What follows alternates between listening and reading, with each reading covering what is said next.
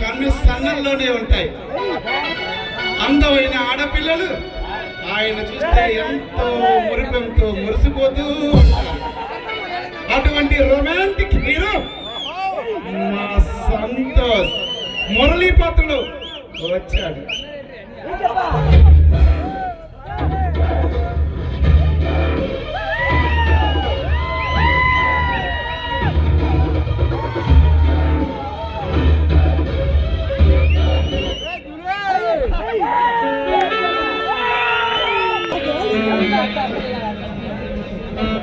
అందుకల్లా కుర్చీలో కూర్చున్నాను.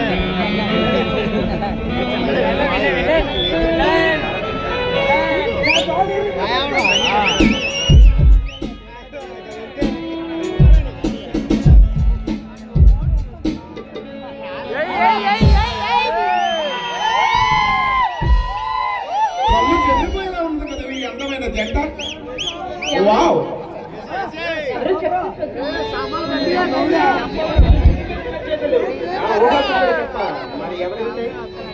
వెలుగు జగత్తులో పెరిగిన మరిపి తేగకు అహంకారము తయారైతే సందర్భమే నా ఊహ.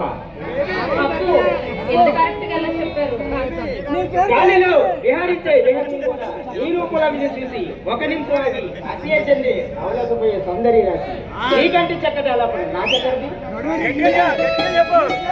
చెప్పలా నన్ను మరీ పొగడొద్దు. ఆ రోజు నీ మాటల తోటాలు నా హృదయాన్ని తాకుకుంటే ఈ మురళి మరో నేరులో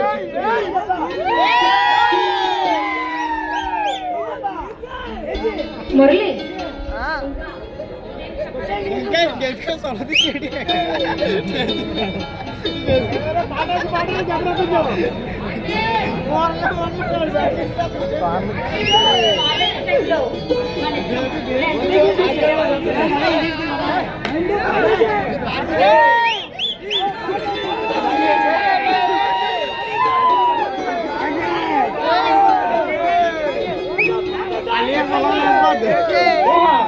నేను బ్రతుకుతున్నదే జీవితం అనుకున్నాను.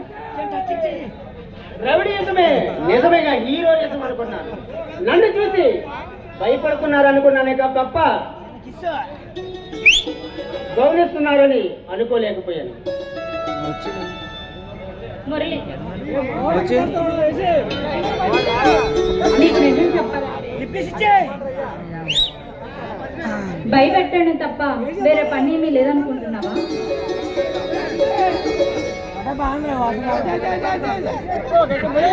నిజం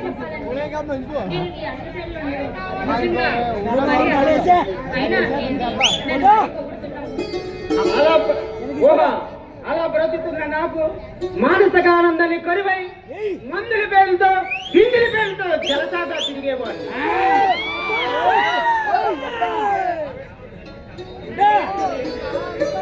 లేదు, ఆవేశం లేదు అన్నాను కానీ నువ్వంటే ఇష్టం లేక అలా బ్రతుకున్న నాకు మానసిక ఆనందాన్ని కరువై మందుల పేరుతో గింజల పేరుతో జలసాగా తిరిగేది.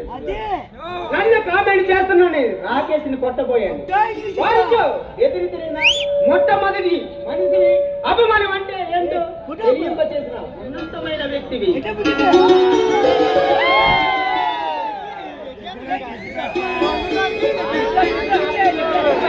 కానీ ఇప్పుడు నీ ఆలోచనతో కళ్ళు తెరిచి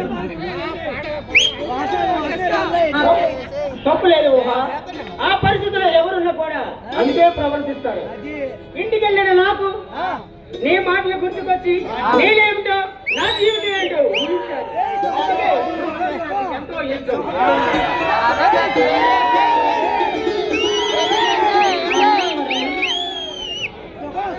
మురళి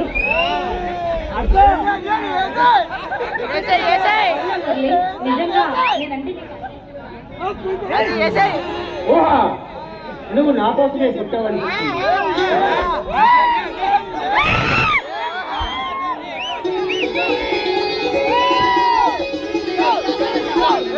అన్ని